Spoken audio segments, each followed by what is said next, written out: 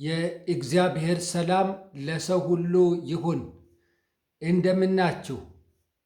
በዚህ ሰሞን የአሁኗ ቤተ ክርስቲያን ውስጥ ያሉ ችግሮች መፍትሄ የሚፈልጉ መሆናቸውን በአንዳንድ አጫጭር ቪዲዮዎች እያነሳሁ ነው። የታየኝን የተገለጠልኝን ያህል የተረዳሁትን የተገነዘብኩትን ያህል ቤተ ክርስቲያን ልትፈታቸው የምትችላቸውን ችግሮች ታቅፋ መቀመጥ የለባትም።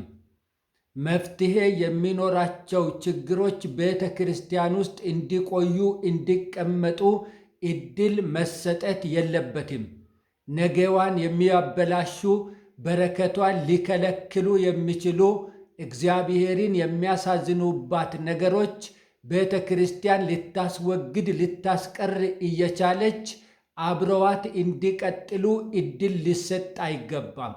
እንደዚህ ካሉ ነገሮች አንዳንዶቹን እያነሳው የአገልጋዮች ስነ ምግባር ጉዳይ ደግሞ እጅግ በጣም አሳሳቢ ደረጃ ላይ እየደረሰ የመጣ ነገር መሆኑን በጥቂቱ አንስቻለሁ ማለት ነው። ምንድን ነበረ ከአገልጋዮች የሚጠበቀው? እግዚአብሔር በቤቱ ውስጥ ከሚያገለግሉ፣ በመሠዊያው ላይ ከሚቆሙ፣ በሕዝብ ፊት ከሚቆሙ፣ የሰውን ሕይወት የሰውን ነፍስ ከሚያገለግሉ ሰዎች የሚፈልገው ነገር ምንድን ነው? የአገልጋዮች ስነ ምግባር እንዴት መሆን አለበት? እንዴት መሆን ነበረበት? የሚለውን ደግሞ አንድ ርዕሰ ጉዳዮችን ከዛሬ ጀምሬ አጫጭር ቪዲዮዎች አነሳለሁ ማለት ነው። ለዛሬ ትንቢተ ሚክያስ ምዕራፍ 6 ቁጥር 8ን አነብና ከዚያ ቀጥሎ አንዱን ነገር ብቻ አነሳለሁ። ከኛ ከአገልጋዮች እግዚአብሔር እጅግ በጣም አጥብቆ የሚፈልገውን ማለት ነው። እንደዚህ ይላል፣ ሰው ሆይ መልካሙን ነግሮሃል፣ እግዚአብሔርም ካንተ ዘንድ የሚሻው ምንድን ነው? ፍርድን ታደርግ ዘንድ ምሕረትንም ትወድድ ዘንድ ከአምላክህም ጋር በትሕትና ትሄድ ዘንድ አይደለምን? ይላል። ፍርድን ታደርግ ዘንድ ምሕረትን ትወድ ዘንድ ከአምላክህም ጋር በትሕትና ትሄድ ዘንድ አይደለም ወይ ካንተ የሚፈለገው? እዚህ ውስጥ ስብከት የለም። እዚህ ውስጥ ትንቢት የለም። እዚህ ውስጥ ዝማሬ አልተካተተም። እዚህ ውስጥ መስዋዕት ማቅረብ አልተካተተም። እዚህ ውስጥ የበግና የፍየል የኮርማ የምናምን ደም ይዞ መምጣት አልተካተተም። እዚህ ጋር እግዚአብሔር ለሕዝቡ እያቀረበ ያለው የባህሪ ጥያቄ ነው። የስነ ምግባር ጥያቄ ነው።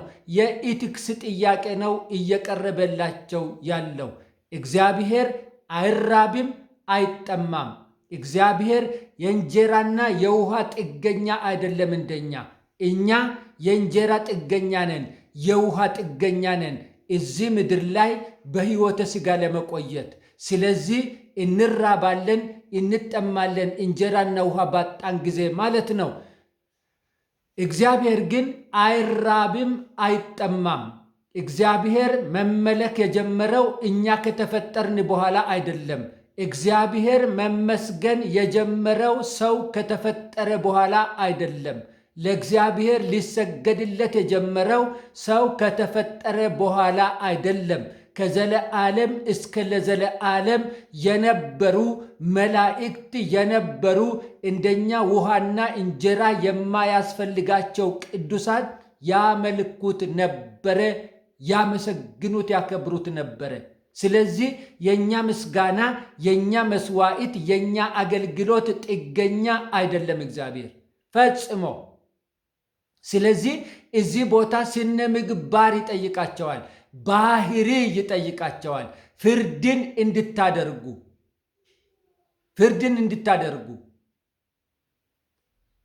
ከአምላካችሁ ጋር በቅንነት እንድትሄዱ ብሎ ይሞግታቸዋል ማለት ነው።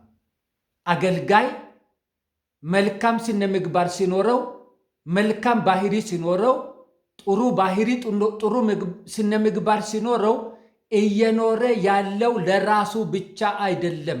የአገልጋይን ስነ ምግባር ትክክለኛነት የግድ የሚያደርገው የራሱ ጉዳይ አይደለም። የራሱ ጉዳይ ብቻ አይደለም። የራሱ ነገር ብቻ አይደለም። አገልጋይ የሚታይ ነው። ምሳሌ መሆን የሚጠበቅበት ነው። በአንደበቱ ከሚናገረው በላይ በሕይወቱ ለሰዎች ጥሩ ነገር ማሳየት፣ መጽሐፍ ቅዱሳዊ ነገር ማሳየት የሚጠበቅበት ነው አገልጋይ።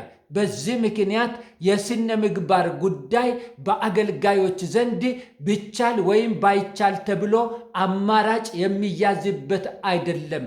የግድ ነው። የግድ ነው። ይሄን ሁሉ ሰው ቢረዳው፣ ሁሉ ሰው ቢገነዘበው መልካም ነው። ምንድነው? በዋናነት አንድ ነገር ላንሳ ዛሬ። በዋናነት እግዚአብሔር ከአገልጋዮቹ የሚፈልገው ቤተ ክርስቲያንን ከሚያገለግሉ፣ ለሕዝብ ነፍስ ከሚናገሩ፣ የሕዝብ ነፍስ ለእግዚአብሔር መንግሥት እንዲዘጋጅ ለማድረግ ከሚያገለግሉ ሰዎች፣ አዲስ ኪዳንን ከሚያገለግሉ ሰዎች በዋናነት በአንደኛነት የሚፈለገው ነገር ምንድን ነው? የዮሐንስ ወንጌል ምዕራፍ 13 ቁጥር 35ን እናንብብ። እርስ በርሳችሁ ፍቅር ቢኖራችሁ ደቀ መዛሙርቴ እንደሆናችሁ ሰዎች ሁሉ በዚህ ያውቃሉ ይላል። እርስ በርሳችሁ ፍቅር ቢኖራችሁ ደቀ መዛሙርቴ እንደሆናችሁ ሰዎች ሁሉ በዚህ ያውቃሉ ይላል። ምንድነው የሚጠበቅባቸው? ሙታንን የሚያስነሳ ጸጋ፣ ከዓለም ጫፍ እስከ ዓለም ጫፍ ድረስ የሚሰማ ኃይለኛ የስብከት ጉልበት፣ ትንቢት፣ ድንቅና ተአምራት የማድረግ ችሎታ ምናምን ሳይሆን ከነሱ የሚፈለገው ተግባራዊ ፍቅር ነው። እርስ በርሳቸውን አጥብቀው ከልባቸው መዋደድ፣ በሚታይ ፍቅር፣ በተገለጠ ፍቅር፣ ድርጊት ባለው ተግባር ባለው ፍቅር እርስ በርሳቸው መዋደዳቸው ነው የሚፈለገው። ሰዎች ሁሉ ደቀ መዛሙርቴ መሆናችሁን የሚያውቁት ስትዋደዱ ነው። እርስ በርሳችሁ ስትዋደዱ ነው ይላል። ጥሩ ስብከት ስትሰብኩ አይልም። ጠብ የማይል ትንቢት ስትናገሩ አይልም። ድንቅ የሆነ መሬት የሚያንቀሳቅስ ዝማሬ ስትዘምሩ አይልም። ምንድን ነው የሚለው? እርስ በርሳችሁ ስትዋደዱ ያኔ ሰዎች የኔ ደቀ መዛሙርት መሆናችሁን ያውቃሉ ይላል። ፍቅር አይደንቲቲያችን ነው ማለት ነው። ፍቅር መታወቂያችን ነው ማለት ነው።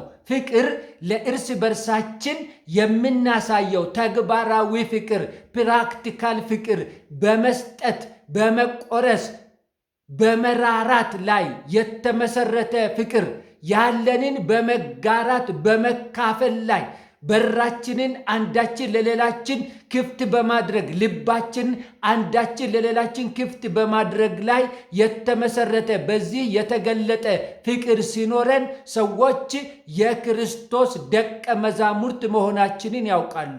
ሐዘናችንንና ደስታችንን ስንካፈል፣ በብርታታችን በድካማችን ስንደጋገፍ፣ ስንያያዝ፣ ስንፈላለግ፣ አብረን ስንታይ፣ አብረን ስንገኝ ያኔ ሰዎች የክርስቶስ ደቀ መዛሙርት መሆናችንን እንደሚያውቁ ይናገራል።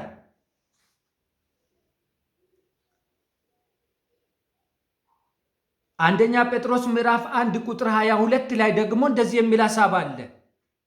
ለእውነት እየታዘዛችሁ ግብዝነት ለሌለበት ለወንድማማች መዋደድ ነፍሳችሁን አንጽታችሁ እርስ በርሳችሁ ከልባችሁ አጥብቃችሁ ተዋደዱ። ለእውነት እየታዘዛችሁ፣ ለእውነት መታዘዝ የግድ ነው። ለእውነት እየታዘዛችሁ ግብዝነት ለሌለበት ለወንድማማች መዋደድ ነፍሳችሁን አንጽታችሁ፣ ነፍሳችሁን ንጹሕ አድርጋችሁ፣ ነፍሳችሁን ቀድሳችሁ ግብዝነት ለሌለበት ወንድማማች ፍቅር ነፍሳችሁን ሰጥታችሁ። ነፍሳችሁን ለምን ስጡ? ግብዝነት ለሌለበት ወንድማማች ፍቅር ለሱ ተሰጡ።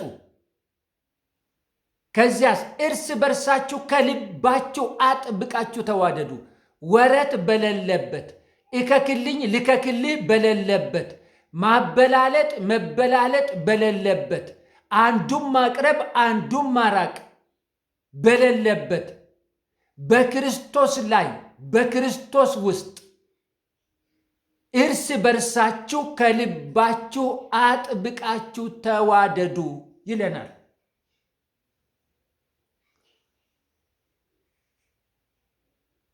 የፍቅር ልብ ያለው ሰው መሆን የኢየሱስ ክርስቶስ ተከታይ የመሆን ወሳኝ ምልክት ነው ማለት ነው።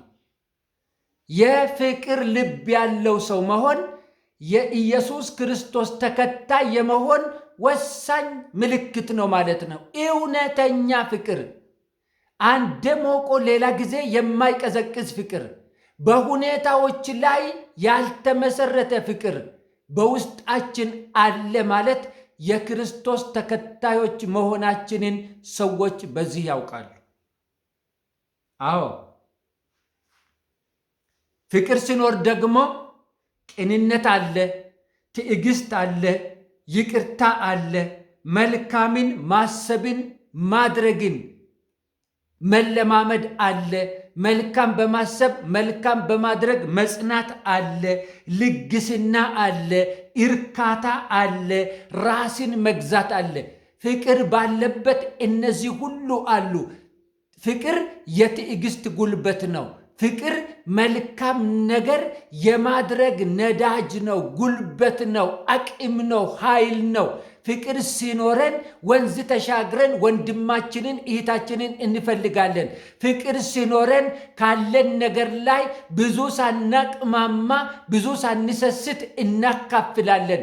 ፍቅር ለአብሮነታችን ወሳኝ ነው። ፍቅር ተዋደን ተከባብረን አንተ ትበልጥ አንቺ ትበልጥ ተባብለን አብረን በጌታችን ቤት ውስጥ ለመኖር እጅግ በጣም ወሳኝ ነገር ነው። ፍቅር ሲኖረን የተዘራብንን እያበቀልን ነው ማለት ነው። ፍቅር ካለን የተዘራብንን አብቅለናል። እኛ ፍቅር ተዘርቶብናል። ኃጢአታችንን፣ በደላችንን፣ ያንን የወደቅንበትን የወረድንበትን መቀመቅ ወርዶ ያመጣን ያወጣን የእግዚአብሔር ፍቅር ነው። ብዙ በደላችንን ታግሶ መሞት ሲገባን፣ መቀሰፍ ሲገባን፣ ለሲኦል መሰጠት ሲገባን፣ የገሃነም እራት መሆን ሲገባን የእግዚአብሔር ፍቅር ያንን ሁሉ ወንዝ ተሻግሮ ያንን ሁሉ የበደል ገደል አልፎ መጥቶ አነሳን። ይሄ ፍቅር በእኛ ላይ አለ፣ ተዘርቶብናል። ይሄን ፍሬ ልንሰጠው ይገባል ማለት ነው። ተዋደድን ማለት የእግዚአብሔር ፍቅር በእኛ ላይ በቅሎ እያፈራ ነው ማለት ነው። የተዘራብን ፍቅር ፍሬ እየሰጠ ነው ማለት ነው። እኛ እርስ በርሳችን ተዋደድን ማለት እንዲያውም ጌታችን ኢየሱስ ክርስቶስ በአዲስ ኪዳን የሚወዷችሁን ብቻ ብትወዱ ብልጫችሁ ምንድን ነው? ልዩነታችሁ ምንድን ነው? እናንተ እኮ መውደድ ያለባችሁ የሚጠሏችሁንም ጭምር ነው። የሚጠሏችሁንም ጭምር። በዓለም ያሉ ሰዎች እኮ የሚወዷቸውን እየወደዱ እየመረጡ ይወዳሉ። ለወደዳቸው ሰው በፍቅር መልስ ይሰጣሉ፣ በመውደድ የሚጠላቸውን ሰው በጥላቻ በመጥላት መልስ ይሰጣሉ። እነሱን መምሰላችሁ ብቻ አይደለም ወይ? የእናንተ ልዩነት ምንድን ነው? የእናንተ የአዲስ ኪዳን ሰው መሆን ምልክቱ ምንድን ነው? የሚወዳችሁን ብቻ የምትወዱ ከሆነ እናንተ የሚጠሏችሁን ውደዱ ተብለናል። ጌታችን ኢየሱስ ክርስቶስ ተከታዮቹን መርጦ ጴጥሮስ፣ ዮሐንስ፣ ማርቆስ፣ እንትና ማርያም ለእናንተ እሞትላችኋለሁ፣ ለእናንተ የመጨረሻዋን የደመን ጠብታ ሰጣለሁ፣ እናንተ በክፉ ዓይን የምታዩኝ እናንተ ከዚህ መልስ ያላችሁ ግን አላውቃችሁም አላለም። የሚጠሉትን ይወዳል፣ አሳዳጆቹን ይወዳል፣ ገዳዮቹን ይወዳል፣ እያቆሰሉት እያደሙት ይወዳል፣ እየገረፉት ይወዳል። ጀርባውን እያደሙ ይወዳል። እየናቁት ይወዳል። እየሰደቡት፣ እያዋረዱት፣ እያራቆቱት ይወዳል። ከሱ ነው እኛ ፍቅርን የምንማረው። እኛ ፍቅርን የምንማረው ከሱ ነው። የሱ ደቀ መዛሙርት ነን። የሱ ልጆች ነን። አባታችንን መምሰል ይጠበቅብናል። የወለደንን መምሰል ይጠበቅብናል። የጌታችንን ባህሪ መውደዱን፣ የሚጠሉትን መውደዱን፣ አሳዳጆቹን መውደዱን ልንወርስ ይገባል። የምንማርከው በፍቅር ነው። የምናሸንፈው በፍቅር ነው። ወደ እግዚአብሔር መንግሥት የምንስበው በፍቅር ነው። የወንድሞቻችንን የእህቶቻችንን በደል መታገስ የምንችለው ፍቅር በልባችን ካለ ነው። ፍቅር ይታገሳል ተብሎ ስለተጻፈ ፍቅር ይታገሳል፣ ቸርነትንም ያደርጋል። ፍቅር አያዳላም፣ አያበላልጥም። አያችሁ ባህሪዎቹን፣ የፍቅርን ባህሪዎች። ይታገሳል፣ ቸርነትንም ያደርጋል። ፍቅር ቸር ነው። ፍቅር ታጋሽ ነው። ፍቅር ያላቸው ሰዎች ግንፍል አይሉም። ቶሎ አይናቸው አይቀላም። ቶሎ ፊታቸው አይጦቅርም። በየቀኑ ደማው ቆሰልኩ አይሉም። የፍቅር ያላቸው ሰዎች ይታገሳሉ፣ አልፈው ይዘረጋሉ፣ አልፈው ይወዳሉ። ተስፋ ሳይቆርጡ ወደፊት ይቀጥላሉ። ቶሎ ብለው ልባቸውን በአንዳንድ ነገር ላይ አይጥሉም።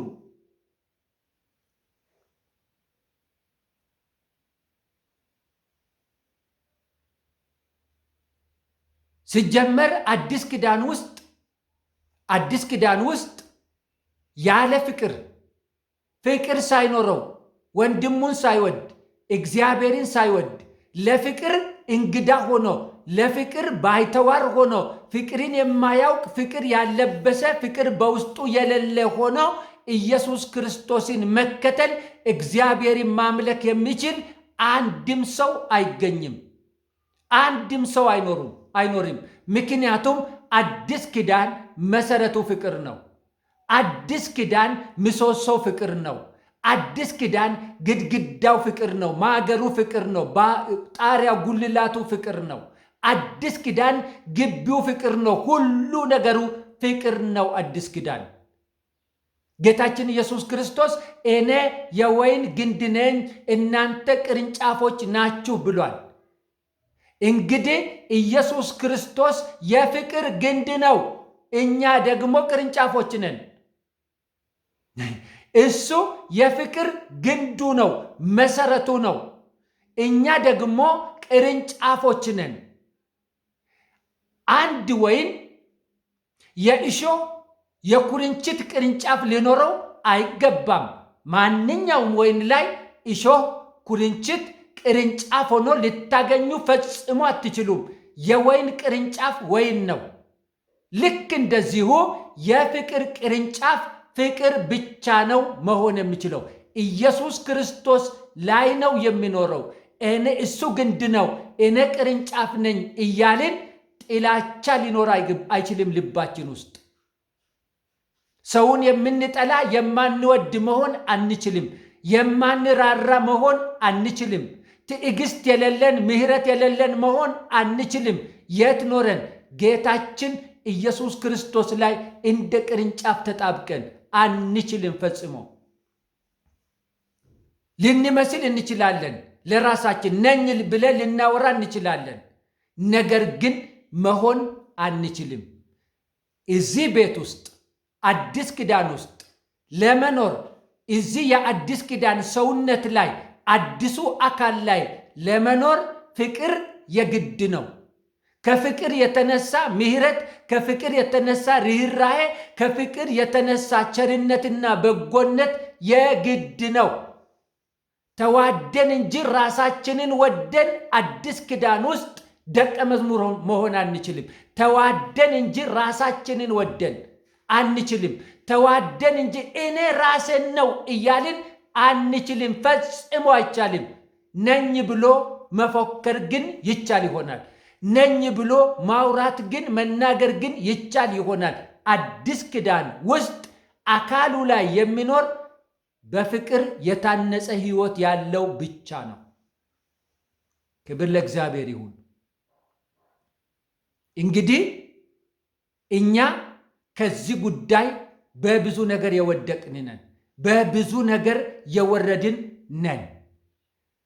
የዮሐንስ ራእይ ውስጥ እንደተጻፈው እንግዲህ ከወዴት እንደወደቅ አስብ ንስሐም ግባ እንደተባለው ስለ ፍቅር ምን ያህል ወንድሞችን እህቶችን እወዳለሁ፣ ምን ያህል ለሚጠሉኝ ሰዎች መልካም አስባለሁ፣ ምን ያህል ድነትን እመኝላቸዋለሁ፣ ምን ያህል የምህረት ልብ አለኝ ለወንድሜ ለእህቴ ብለን ራሳችንን ፈትሸን፣ በተለይ አገልጋዮች ባገኘነው አጋጣሚ ሁሉ ሰይፍ የምንማዘዝ የቃል ሰይፍ ባገኘነው አጋጣሚ ሁሉ የቃል ቀስት የቃል ጠጠር የምንወራወር አገልጋዮች በትልቅ ሚዲያ ላይ ሳይቀር እኛ እስቲ ራሳችንን ዞር ብለን እንመልከትና ወደ ውስጣችን እናድምጥና ራሳችንን ከማታለል ራሳችንን ከማሳት ወጥተን ንስሐ እንግባ። በእርግጥ እኛ ከፍቅር አልወደቅንም? ወድቀናል። ቶሎ ብለን ንስሐ ልንገባ ልንስተካከል ይገባል። ይሄ እግዚአብሔር ከእኛ ከሚፈልጋቸው ነገሮች የመጀመሪያውና መሰረት የሆነው ነገር ነው። እግዚአብሔር በነገር ሁሉ ማስተዋልን ይስጠን። ጌታ ይባርካችሁ።